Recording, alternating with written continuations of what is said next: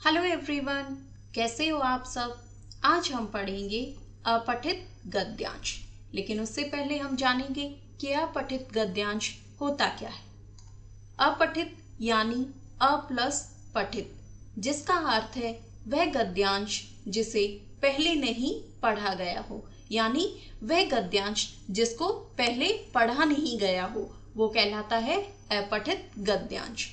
विद्यार्थी इन्हें पढ़ते हैं और फिर उस पर आधारित प्रश्नों के उत्तर लिखते हैं। तो विद्यार्थी पहले इसको पढ़ते हैं और फिर उस पर आधारित प्रश्नों के उत्तर लिखते हैं, यानी उसमें जो भी प्रश्न पूछे जाते हैं उसके उत्तर उसी गद्यांश में से लिखने होते हैं।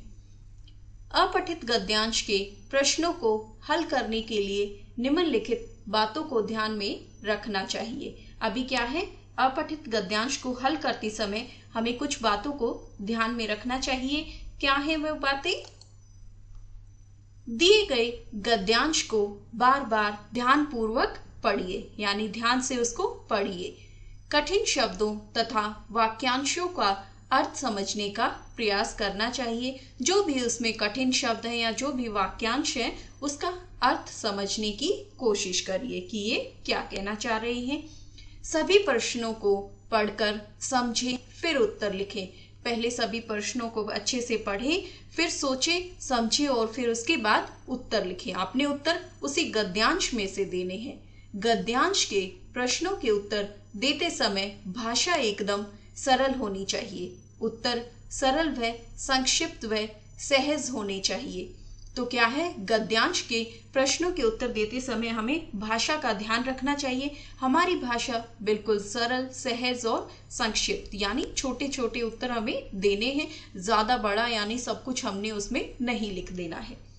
अपनी भाषा में उत्तर देना चाहिए। प्रश्नों के उत्तर कम से कम शब्दों में देने चाहिए। साथ ही गद्यांश में से ही उत्तर छांटने चाहिए। उत्तर में जितना पूछा जाए केवल उतना ही लिखना चाहिए, उससे ज्यादा या कम तथा अनावश्यक नहीं होना चाहिए। तो क्या करना है, आपने अपनी भाषा को बिल्कुल सरल रखना है और कम से कम शब्दों में उत्तर देने की कोशिश करनी है। और साथ ही आपने उत्तर उस गद्यांश में से ही देने हैं और जितना पूछा जाए उतना ही बताना है, यानी उतने ही उत्तर देने हैं। ज्यादा या कम नहीं बताना है। ज्यादा यानी बहुत लंबा उत्तर नहीं लिखना है या बहुत छोटा। जितनी बात पूछी गई है उसका उत्तर उसी रूप में देना है। अनावश्यक बातें नहीं लिखनी है। बहुविकल्पीय यानी एमसीक्यू प्रश्नों को ध्यानपूर्वक पढ़िए, क्योंकि उनके सभी उत्तर मिलते जुलते होते हैं। तो जो बहुविकल्पीय प्रश्न होते हैं उनके चारों जो उत्तर होते हैं वो मिलते जुलते होते हैं, तो उनको ध्यान से पढ़िए।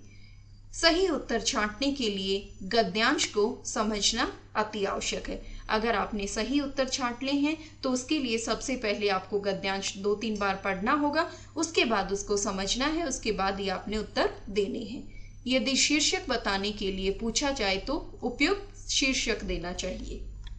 चलिए अब हम देखते हैं कि गद्यांश को किस प्रकार से पढ़ा जाता है और उसके प्रश्नों के उत्तर किस प्रकार दिए जाते हैं। समय बहुत मूल्यवान होता है। यह बीत जाए तो लाखों करोड़ों रुपए खर्च करके भी इसे वापस नहीं लाया जा सकता। इस संसार में जिसने भी समय की कदर की है उसने सुख के साथ जीवन गुजारा है, और जिसने समय की बर्बादी की वह खुद ही बर्बाद हो गया है। समय का मूल्य उस खिलाड़ी से पूछिए जो सेकंड के 100वें हिस्से से पदक चूक गया हो। स्टेशन पर खड़ी रेलगाड़ी 1 मिनट के विलंब से छूट जाती है। आजकल तो कई विद्यालयों में देरी से आने पर विद्यालय में प्रवेश भी नहीं करने दिया जाता।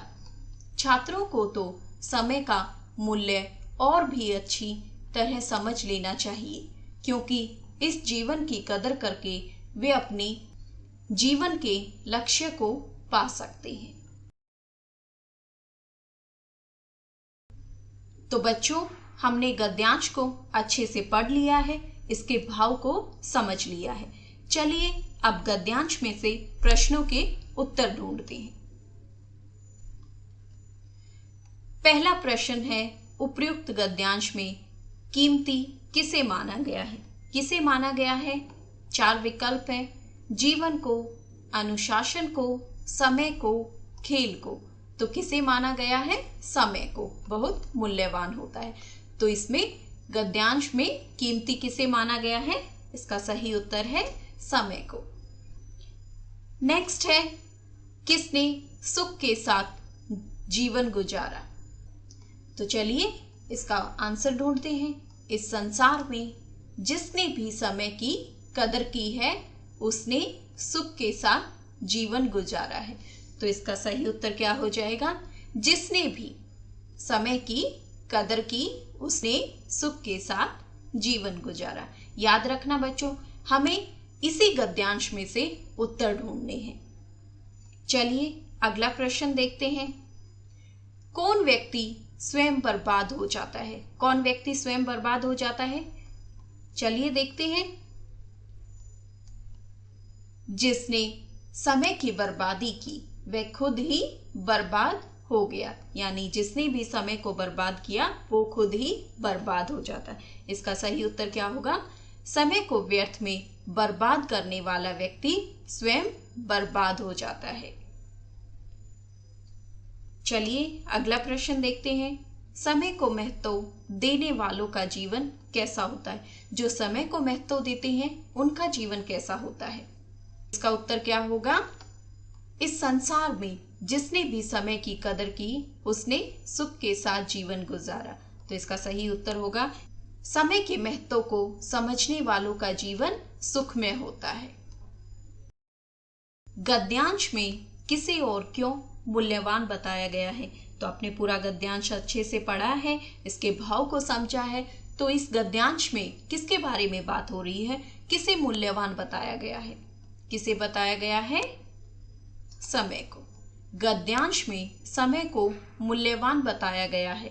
ऐसा इसलिए क्योंकि यदि वह बीत जाए तो इसे लाखों करोड़ों रुपए खर्च करके भी इसे वापस नहीं लाया जा सकता है। आशा करती हूं आप सबको अच्छे से समझ आ गया कि अपठित गद्यांश को कैसे हल करना है। अगर आपको मेरी वीडियो अच्छी लगी हो तो मेरी वीडियो को लाइक और मेरे चैनल को सब्सक्राइब कीजिए।